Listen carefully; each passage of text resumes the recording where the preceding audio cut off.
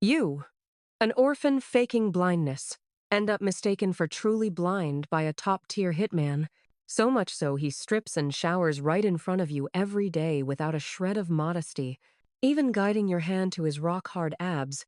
Yet in the dark, you see right through all his secrets, because you've already figured out he's actually the power behind a business empire, not knowing he's long since seen through your act, and even sets a honey trap to make you blow your cover. The hitman thinks I can't see, so he always undresses in front of me. He hears me swallowing non-stop. Hitman. Hungry? I nod. He comes back smelling of blood. It's faint, but I can still catch it. He grabs his dirty clothes and heads for the bathroom. I'll cook after I shower. Playing coy, I murmur. Want to shower together? He freezes, turns to look at me. I hedge. I can't see anyway. I can. He throws that over his shoulder and walks in. My name is Jennifer Delaney, an orphan. 3 years ago, a rich family adopted me, but life didn't turn rosy. My foster mother and her younger son hated me. One time, while I wasn't looking, she pushed me down the stairs. Both eyes were badly injured. Everything turned blurry. To survive, I swore I couldn't see a thing. After I was discharged, my foster mother stuck me in a villa out in the suburbs with a bit of cash and left me to fend for myself. I couldn't be bothered with revenge. I ordered takeout and tore into package deliveries every day and lived quite comfortably. 2 weeks ago, in the middle of the night, a man suddenly broke in. He clamped a hand over my mouth and growled at me to keep quiet. I caught a strong scent of blood on him. Not good, I thought. Odds were he was a knife's-edge killer. When he realized I was blind, he let his guard down and went to shower. After that, he treated this place like it was his own, out early, back late, sometimes even cooked. But a few meals won't keep me satisfied. As the landlord, I had to teach him a little lesson. That night I crouched by the bathroom door, picturing his irresistible body. The water shut off, and he came out in a towel. Steam billowed. Even through my blur, I could make out those broad shoulders and narrow waist. Figures he'd have a great body. He saw me. "What are you doing?" I let my eyes go blank and solemnly said, "Let me cop a feel of those abs." He paused, mid-towel. Then, after a beat, "You got a death wish?" I didn't blink. "Let me touch them and I'll die happy." He ignored me and turned away. "If hardball won't work, try soft." I accidentally slammed my leg into the table corner with a loud crack that hurt just to hear. "Ow, that hurts." Tears welled up. The hitman sighed, squatted in front of me. Drops, still clinging to his hair, splashed onto my thigh. His face was close, but I still couldn't make it out. From the outline, he had to be handsome. Closer. Just a little closer and I could see you. I didn't dare focus too hard in case he noticed. He lowered his head to my knee, warm fingers brushing the cut. "You're bleeding. Got any iodine?" I answered with something else. "I want to feel your abs." He was speechless again. Kidding. This little scrape was nothing. I used to get hurt all the time. Before he could get dressed, I had to make my move. He gave in. "Just a touch? Actually, I want a kiss too. Don't push your luck." Just when I thought he'd get mad and walk off, he caught my wrist and set it on his waist. Me? He averted his face and forced the words out. "Go ahead." I groped like crazy, terrified he'd change his mind. Smooth, firm, clean lines of muscle. When I skimmed his side, his body flinched. His voice came out rough. "Easy. That tickles. I almost had a nosebleed." My hands slowed down. He stopped trembling. Maybe I moved too much, or maybe the towel had a mind of its own. It slipped. He flung the hand towel onto my face, then scrambled to grab the other one. Playing dumb, though I knew, I asked. "What happened?" He sounded mortified. "Nothing." Sniff. Sniff. An unexpected bonus. By the time I woke up, the hitman was gone. I pulled out the phone I'd hidden and held it right up to my eyes to order breakfast. Suddenly, the front door slammed open. A voice bellowed, "Jennifer, get out here!" I'd know that busted speaker voice, even auto-tuned Carlos. The one who pushed me down the stairs. Tapping my white cane, I shuffled out. He took one look and started in like always. "Yo, still not dead? I figured you'd be a corpse by now. The hearse already pulled up." I couldn't be bothered. "What do you want?" He rushed me, shoved me to the floor, and kicked my cane away. "This is my family's house. I come when I want." Hands in his pockets, he took a slow lap around the hall. "I'm taking it back. You've got till the end of the day to move out." "Don't bother cleaning. Anything you touched, I'm tossing." I stared at the floor. "My parents left this house to me. You don't get to take it." He snorted and spat on the tiles. "You really think you're the lady of the house? This place still belongs to my parents. You bitch better get as far away as possible." He stalked out without a backward glance. Night fell. The hitman came back. He seemed like a neat freak. He started undressing the second he walked in. I wasn't in the mood to sneak a peek. He changed, saw me sitting on the edge of the bed in silence, and asked, "What's wrong? You've barely said a word." That one bit of concern made my eyes sting. Almost no one had ever cared about me. Head down, voice thick, I said, "Big guy, how much do you charge to kill someone?" He paused. "What are you planning?" I wiped my tears. "Wondering how much you make. I want to borrow some money." Hitman. "How much?" So he did rake it in. "I want to borrow." No. I thought better of it. Borrowed money has to be paid back, and I can't work now, no point wasting someone else's cash. I flopped onto my back and sank into the covers. "Forget it. Don't lend me anything. Just kill me. Leave the body, someone will come collect it in a few days. And you should find another place to stay. Game over." I closed my eyes, ready to embrace death. I'd had my fun, felt the abs, no regrets left. The hitman's footsteps drew near. The bed dipped as he sat down. His calm voice came. "Tell me what happened, and I'll let you touch my abs again. Okay?" I shot upright and told him everything, including my eyes. When I finished, his tone stayed flat. "Got it. See, if I stay here, they'll probably kill me tomorrow. If I leave, I'll starve to death." I gritted my teeth. "So, let me touch your abs one last time, then you can kill me." He stared at my eager face in disbelief. "You're about to die, and all you can think about is that?"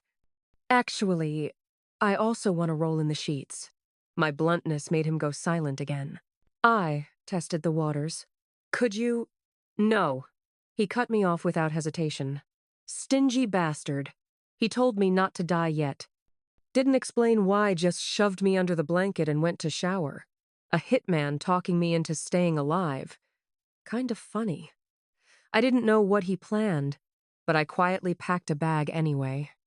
There was still some money left. I could scrape by for a while. At dawn, knocking jolted me awake. For a second, I thought Carlos had come to throw me out. I slung on my bag and tapped my cane, ready to leave. To my shock, the men in suits bowed 90 degrees the moment they saw me, politely ushered me back inside, and even deep-cleaned the place.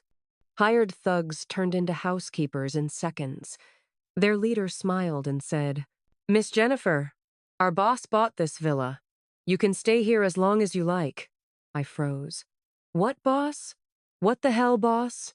I didn't remember knowing anyone that important. "Who's your boss?" I asked, puzzled.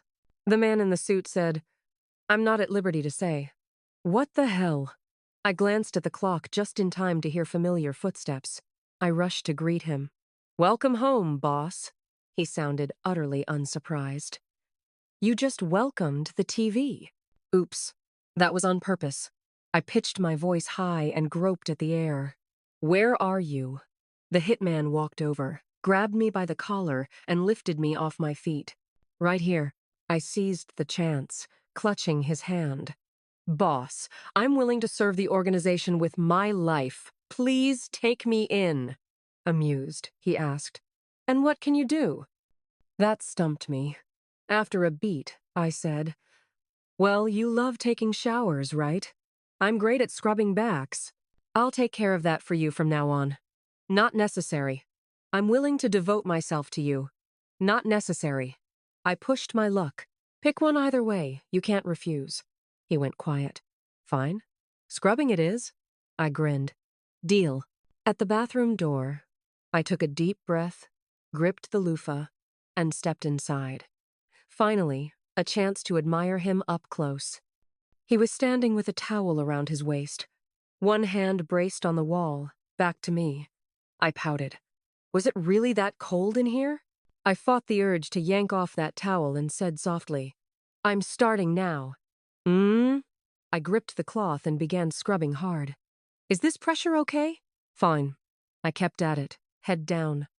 I had to admit his back was flawless. His skin was smooth and even-toned, unfairly so. I couldn't help feeling jealous. Carlos used to bully me all the time, leaving scars big and small. I never dared wear short sleeves in summer. Boss, your back's so smooth, I praised. No scars at all, like polished porcelain. And you're so tall, it feels like I'm scrubbing a wall. Man, I'm tired. I was panting. My weak little arms weren't made for labor. If you're tired, leave, he said. I ignored him, working harder. No way. I'm not done till you're satisfied. Jennifer! He suddenly turned around. I didn't react in time, and my hand landed square on his chest. We both went silent. My entire focus was on his pecs, firm yet soft, with a little bump. I gave it a squeeze. Can I lick it? I got kicked out. The hitman said I wasn't allowed back in till he was done and locked the door, so I waited on the bed. When he finally came out, the first thing he said was, Go back to your room, kicking me out again. I lay down suggestively, voice dripping with innuendo. Boss, 2-for-1 special. Don't hold back, I can take it. He ignored me, yanked me off the bed, tone sharp. I'm sleeping, get out. Sleep? It wasn't even 8 yet. This is my house, I protested. Now it's mine, he countered. Right. Technically true. I bowed at 90 degrees. Good night, boss. Sweet dreams. Tapping my cane, I shuffled to the door. Before closing it, I sighed. Boss, I've realized I'm really good at getting people into bed. I mused aloud. Take you, for example. Every time I talk, you're ready to sleep. He paused, then snapped. Get out. Back in my room, I suddenly heard an unfamiliar ringtone. I followed the sound, rummaged around, and found an old flip phone. I hit answer. A middle-aged man's voice came through. Hello, Jennifer. That voice. I knew it. My adoptive father, Tony. Good evening, Dad, I said. Ah, good. Good. How've you been over there? Pretty good. That's good. That's good. After the small talk, I could tell he was working up to something. He cleared his throat. Sweetheart, could I stay with you for a few days? I froze. Why? Your mom and I divorced a few days ago. Well, that explained it. I don't have anywhere to go right now. Or much money. Thought I could stay with you for a while. Out of all people, Tony came to me instead of his 2 sons. I'm sorry, Dad, I said coolly. This house already has a new owner. You can't stay here. He instantly panicked, yelling, A new owner? Impossible! You're lying, aren't you?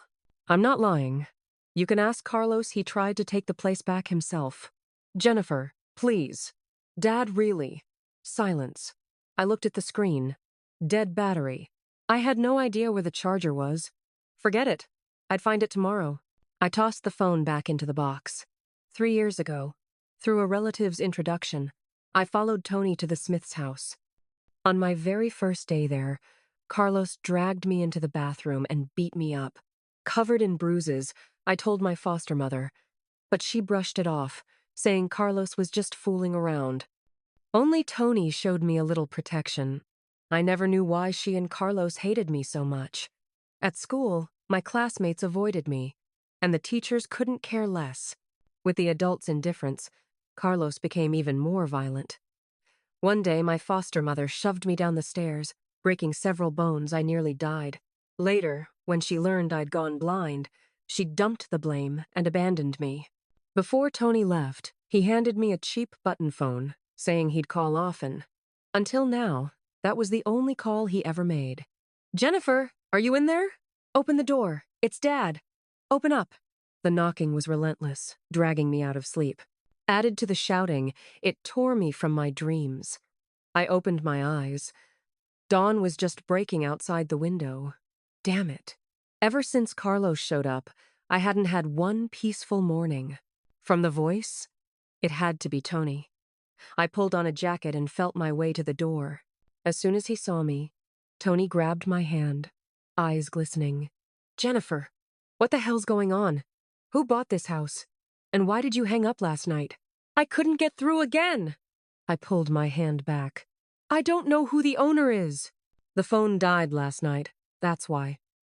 Tony pulled me into his arms, his hands wandering across my back. "Jennifer, you have no idea how miserable I've been. Your mom kicked me out with no money, no allowance. She won't even let me talk to your two brothers." He sobbed into my shoulder, sniffling and crying. I struggled, but he held tight. He was obviously here for money. I sighed. "There's still some cash left in my account, Dad. You can take it." At the word money, Tony instantly released me. "How much?" "Not a lot." I handed him the card from my pocket. "Check at the bank. The password's the last 6 digits." "Good, good." He tucked it away. His gaze lingered on the house behind me. I stood there, blank eyes cast down. "Dad, you'd better find a job soon. That money won't last forever. And please, don't come here again." Tony tore his eyes away, touched my face. "Charge your phone so Dad can reach you anytime." I said nothing. After he left, I went back inside, found the phone, and smashed it with a hammer. Damn it, who wants to be his personal ATM for life? The more I thought about it, the angrier I got. The phone was already in pieces, but I kept swinging. Bang after bang. The hitman suddenly appeared at my door. "What are you doing?" So he hadn't gone out.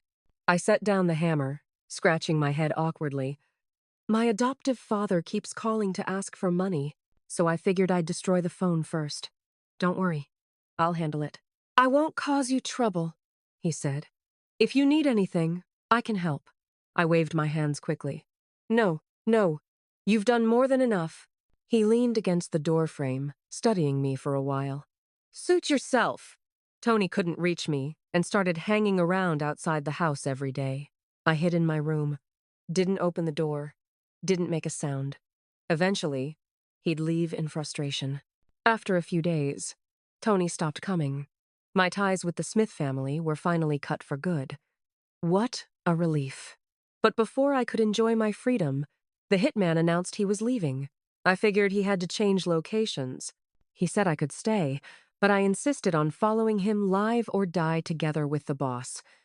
In the new place, I managed to fall an average of 8 times a day. The hitman got me a housekeeper to guide me around and help me get used to the layout. We got along fine. From her, I learned the hitman's last name, Dawson. When she tried to tell me more, I quickly shook my head. The less I knew, the longer I'd live. I understood the rules. I was just a drifter in a hitman's world. That night, humming to myself, I scrubbed the hitman's back with practiced ease. "Boss, does that feel good?" He nodded, facing away. I suddenly blurted. "Can I scrub the other guys' backs too?"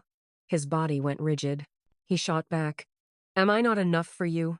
No, I laughed. "I just want to show off my scrubbing skills. After all these days, I've gotten stronger. My arms even have muscles now." He turned around at that. He squeezed my arm. "Keep training. Not quite there yet." "All right. It was just small talk anyway." I smoothed my hair and waited for him to turn back around. He didn't. His burning gaze above me felt like it could drill a hole through my skull. I didn't dare look up or move. "Did you turn around yet?" "No." I blinked, confused. "You want me to scrub the front?" "I can lift it up for you if you want." He ground out. "Get out." Sk. Always kicking me out halfway through. I pouted. "No." Why do you always send me away halfway through? Sure, maybe teasing you was wrong, but come on, with a body like yours, don't you bear some responsibility too? He stared at me coolly, expression unreadable. Go on. My anger deflated instantly. Of course not, it's all my fault. You take your time. I'll leave. I turned to go, but my foot caught on something. I stumbled. The hitman lunged and caught me, pulling me into his arms as we both fell to the floor. In that split second, I'd already decided if I was gonna die, this was the perfect way to go. He propped himself up on one arm, tapped my shoulder. Get up. I lay against his abs, unmoving. I feigned weakness. I can't get up. He shielded my head with his hand. Where'd you get hurt? He actually believed it. I kept it up. My leg. I can't stand. He shifted position and scooped me up in his arms. Oh my God, a princess Carrie. Now I could die happy.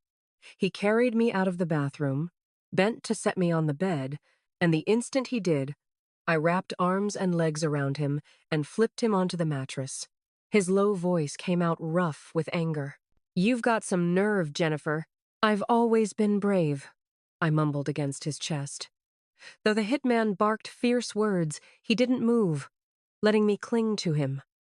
Our clothes were soaked, sticking to our skin. His heartbeat loud against my ear. I brushed a hand through his hair, my voice a teasing purr. Boss, holding it in isn't good for you. He seemed to catch my meaning, throat working as he swallowed, his voice rough. You can. Yes, I can. I jumped in before he finished. He lifted his head, the pad of his finger tracing my lips. Can I kiss you? He asked. Damn. Still playing the shy card now? I cupped his face and planted a kiss on him hard. You don't have to ask, feel free to force it. For all my talk, when he gripped my waist, the pain nearly made me faint. His burning hands roamed over me, and when they brushed my old scars, he bent to kiss them softly. I covered my mouth, tears slipping soundlessly down. He kissed away my tears, his movements slowing. From this close, I could finally see his eyes bright, narrow, seductive, like peach blossoms in spring. Still hurts? He murmured. Hurts like hell, I whispered. When I woke, sunlight filled the room. I squinted and burrowed into his chest. The hitman stirred, pinching my cheeks. I laughed and frowned. Stop it! He did. Just as I was drifting off again, he leaned close to my ear. Aren't you curious about my name? My drowsiness vanished in an instant. Shit. That was a death sentence of a question. You learn a hitman's name, and next thing you know, you're 6 feet under. I had zero desire to die. I waved my hands, shaking my head frantically. No, not curious at all. He sounded puzzled. You don't want to know? Nope, not even a little. He fell silent, got up, and began dressing. Boss, I realized I'd made him mad and hurried to apologize. He snapped. Don't call me that. I panicked, grabbed the blanket and wrapped it around me as I got out of bed. Then what should I call you? Mr. Luke? I don't like that. I tried to coax him. Then, baby? Honey? Darling? No answer. In desperation, I grabbed his arm. Don't be mad. It was my fault. He stiffened, caught my chin, forcing me to look up. You can see, can't you? Crap. Busted. I steadied my breathing, eyes blank. I can't see. He released me and stepped back, quietly lifting his shirt. Abs. My gaze darted there instinctively. He sneered. You can see, all right. Damn seduction trap. I fiddled with my fingers and admitted, fine, I confess. I'm not completely blind, just blurry vision. His temper flared again. How blurry? Can't see your face right now. I crooked a finger at him. Come closer. Let me have a good look. He actually did. His hands cupped my face. And then he kissed me. I gasped. Tried to push him away, no luck. His fingers locked around my wrists. I heard the smirk in his voice. Didn't you say I could kiss you whenever I wanted? I covered my mouth, speechless. He wasn't entirely pleased, though. But don't think that means I forgive you. With that, he strode out, slamming the door. To figure things out, I asked the housekeeper, Emily, and learned who the hitman really was, chairman and CEO of Star Ring Group. Turns out the organization I'd been flattering wasn't a gang, but a corporate empire. His real name, Luke Dawson, the man behind the conglomerate. After taking over, he'd been hunted by enemies. They'd splashed animal blood on him several times, forcing him to flee to the countryside and hide in my villa. Now the trouble had passed. The criminals caught. No wonder his last name screamed CEO. I'd thought he was a killer. That night, while I fretted over how to apologize, Emily handed me a phone. Miss Jennifer, Mr. Luke is calling. Honestly, I was scared to answer. I cleared my throat and answered with a tremor. Hello? His deep, steady voice came through. Jennifer, I shouldn't have acted that way this morning. I'm sorry. My hand shook. Huh? I wasn't the one at fault? Sweetheart, I should be the one apologizing. I thought you were a hitman, so I hid the fact that I could see. Then, let's call it even? Luke chuckled. Are you free now? Want to go out for dinner? Now that he mentioned it, I realized I hadn't been out in ages. Sure. Emily helped me pick out a dress, and Luke sent a car. At the restaurant, I clung to his arm, taking in the sights. The place was pure luxury. I could only make out the glow of chandeliers, but still, faced with the feast before me, I dug in like a starving wolf. Back when I was faking blindness, I had to eat noodles daintily. Once I was full, Luke straightened his collar and said seriously, Jennifer, if you only see me as a hookup partner, I'll still take responsibility for last night. Pfft. I nearly choked to death. Was he kidding me? Who the hell dares treat a CEO like a casual fling? I wiped my mouth. Old, sweetheart, I know I talk dirty and don't sound like a proper lady, but that's not what I meant. I actually like you. Luke looked skeptical. Do you like me or my abs? Excuse me? How shallow do you think I am? I said firmly. You, of course. Really? Fine. I like both. I want it all. He smirked. I knew it. Luke and I officially got together. But before I could even enjoy the rich life, I had to tag along with him to endless banquets. Every time we entered a hall, I felt everyone's eyes on us. Still, the atmosphere was pleasant enough. At one small gathering, Luke was surrounded by business elites. I stood by the buffet table, nibbling quietly. Suddenly, someone called my name Jennifer. I turned automatically. Remember me? A tall man stopped in front of me. That voice, I could never forget it. Jason Smith, Carlos's older brother, Tony's eldest son. I lowered my gaze and nodded. Jason, didn't expect to see you here, he said. Let's talk somewhere private. Jason led me to a quiet corner and asked, I heard you've been living with Luke lately? None of your damn business. I nodded. Yeah, that's great. Guess you'll never have to worry about money again. I kept my head down and said nothing. I know you hate me too, he went on, but I want to explain. My mom and Carlos treated you that way because Tony liked you. Jason chuckled, sipping his wine. You almost became me and Carlos's stepmom. My blood ran cold. Jason didn't care about my reaction and kept talking. Tony used to sneak into your room at night, you never noticed, huh? I've even got videos he recorded. Too bad you can't see them.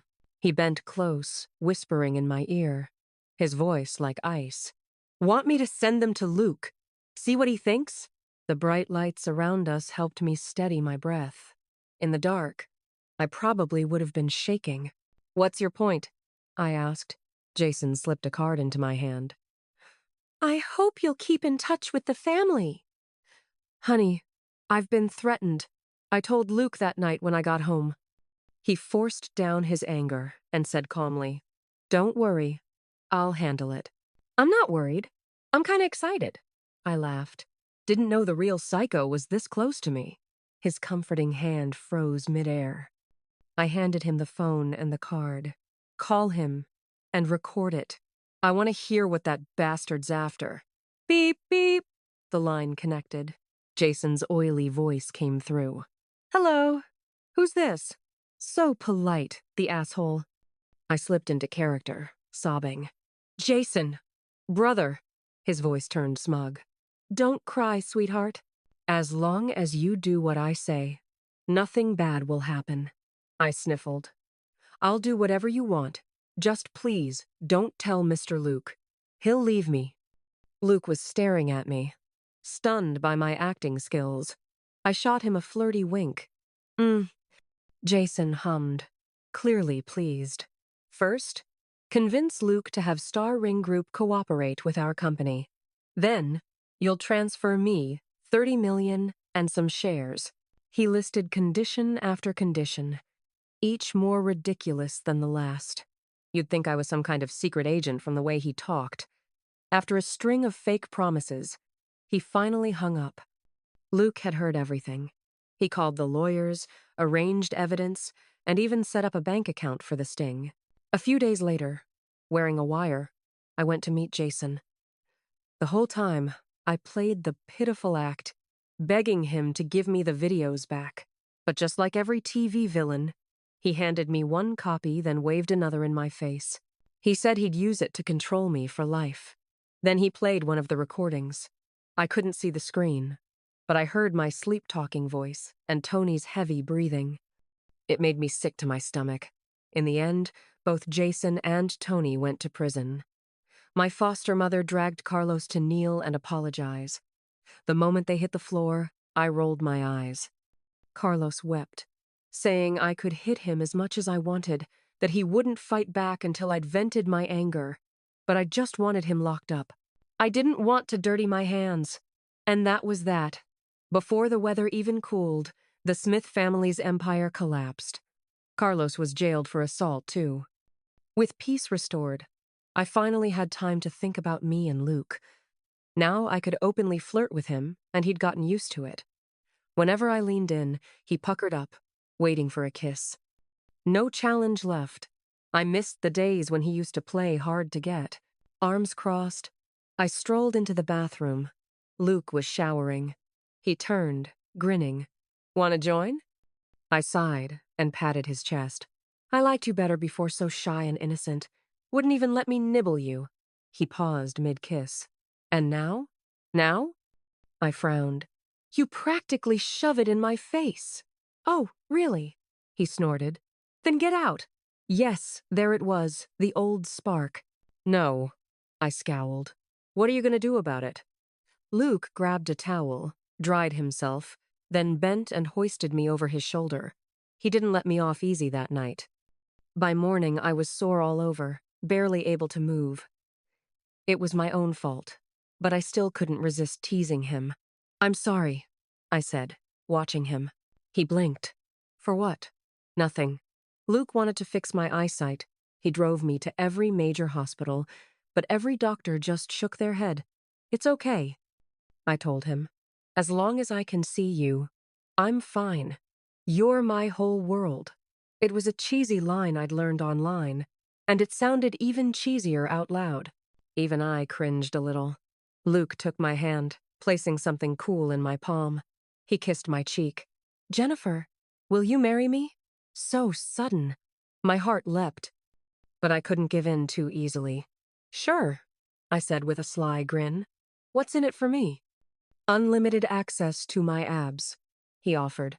"Not enough." I tilted my head, slipping the ring onto my finger, eyes trailing slowly down his body. I was just about to speak when Luke clamped a hand over my mouth. All right, it's all yours. Don't say it." That I liked hearing. Desire flared hot in my chest. I sank into his arms, blinking up at him. "You going to work today?" Luke loosened his tie. "No." "Then maybe those pants should stay right where they are." I shoved him down and kissed him hard. Between breaths, I glanced toward the window, sunlight pouring in, sky clear and endless. Maybe my life from now on would be just like that.